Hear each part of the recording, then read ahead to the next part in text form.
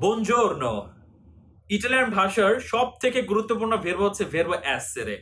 আর আপনাদের যত সমস্যা, যত বেশি ভুল এই ভার্ব এসেরে। এটা সমাধান কি? সমাধান খুবই সহজ। আপনাদেরকে আজকে কিছু মেথড শেখাবো, কিছু টেকনিক শেখাবো, যে টেকনিকটা জানলে পরে আজকে থেকে কখনোই ভার্ব এসেরে ভুল হবে না। এবং শুধুমাত্র তাই না, অন্য ভাষাগুলোতেও আপনি যখন টু বি ভার্ব শিখবেন তখন এই মেথড আপনি অ্যাপ্লাই করতে পারেন। তাহলে পর ওই ভাষাগুলো, ইংরেজি, ফ্রেঞ্চ, স্প্যানিশ ভাষাগুলোতেও আপনি সহজেই শিখতে পারবেন টু বি ভার্ব। আলোরা, আমাদেরকে প্রথমত কি জানতে হবে? আমাদের ভুলটা কেন হয়, কিভাবে হয়ে যায়। আমরা জানি প্রতিটা ভাষাতেই আমরা যখন কথা বলি প্রতিটা বাক্যের মধ্যে একটা করে ভার্ব থাকে, একটা করে ভার্ব থাকে। বাংলা ভাষা, ইটালিয়ান ভাষা, ইংরেজি ভাষা, প্রত্যেকটা ভাষাতেই। কিন্তু সমস্যাটা কোথায় জানেন? কিছু বাক্য থাকে যে বাক্যগুলোতে সাহায্যকারী ক্রিয়া থাকে, অক্সিলারি ভার্ব থাকে অথবা ভার্ব অক্সিলিয়ারি থাকে। ইংরেজি ভাষা, ইটালিয়ান ভাষাতে তো এগুলোকে প্রতিনিয়ত ব্যবহার করতে হয় ফ্রিকুয়েন্টলি। বাংলা ভাষাতে চিন্তা করে ইটালিয়ান ভাষা অথবা ইংরেজি ভাষা প্রাথমিকভাবে শিখে, এটা সবাই শিখে প্রাথমিকভাবে, তখনই কিন্তু সমস্যাটা হয়। কেন সমস্যাটা হয়? বাংলা ভাষাতে যখন আমরা যে বাক্যগুলোতে অক্সিলারি ভার্ব ব্যবহার করি তখন আসলে আমরা অক্সিলারি ভার্বটা ব্যবহার করি না সরাসরি ভাবে। কিরকম? যেমন হচ্ছে আমি ধরেন হোটেলে আছে এখন আর কি, তো আমি কি বলে থাকি? আমি হোটেলে আছি, আমি বাসায় আছি, আমি লম্বা, আমি খাটো, আমি মোটা। তো এরকম যেভাবে আমি বলতেছি, এই কথাগুলোর মধ্যে ভার্বটা কোথায়? আমি তো ভার্ব ব্যবহার করছি না, রাইট? সো এইটাই হচ্ছে সব থেকে বড় সমস্যা, যে বাংলা ভাষাতে আমরা অক্সিলারি ভার্বটা ব্যবহার করি না। লিখতে গেলে ওইভাবে আমরা কখনো বলি না আমি হই বাংলাদেশি, এইভাবে আমরা আসলে শিখি, বলি না।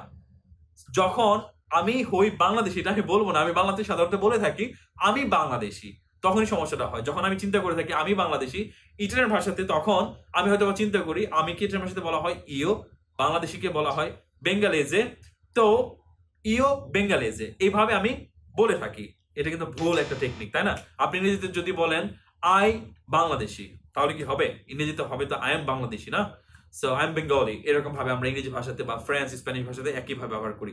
সো আপনাকে মনে রাখতে হবে যে বাক্যগুলোতে সাধারণত অন্য কোনো ভার্ব নেই, সেখানে সাধারণত অক্সিলারি ভার্ব মেইন ভার্ব হিসেবে ব্যবহার করা হয়।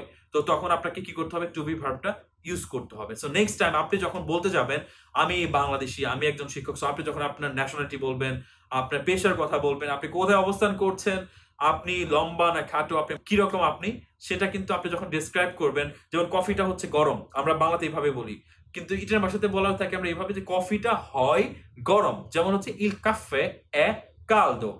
যেমন হচ্ছে আপনার টেবিলটা ছোট, এখানে ভার্ব কোথায়? আমরা কিন্তু বলি না যে টেবিলটা হয় ছোট, আমরা বলে থাকি টেবিলটা ছোট। কিন্তু ইটালিয়ান ভাষাতে আমরা বলতে হয় যে ইল তাভোলো এ পিক্কোলো।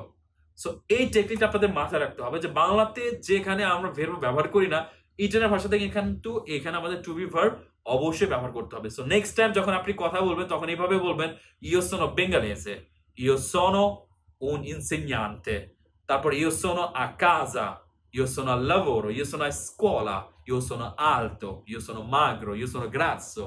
এইভাবে বলবেন। যেমন হচ্ছে আপনার il caffè è caldo, il caffè è molto buono। So এটা অবশ্যই ব্যবহার করবেন। terza persona ক্ষেত্রে। আর prima persona, seconda persona ক্ষেত্রে যেটা হয় সেটা তো আপনারা ভালো করেই জানেন। এই টেকনিকটা দিয়ে আপনি 2টি বাক্য তৈরি করে আমাদেরকে কমেন্টে জানাবেন।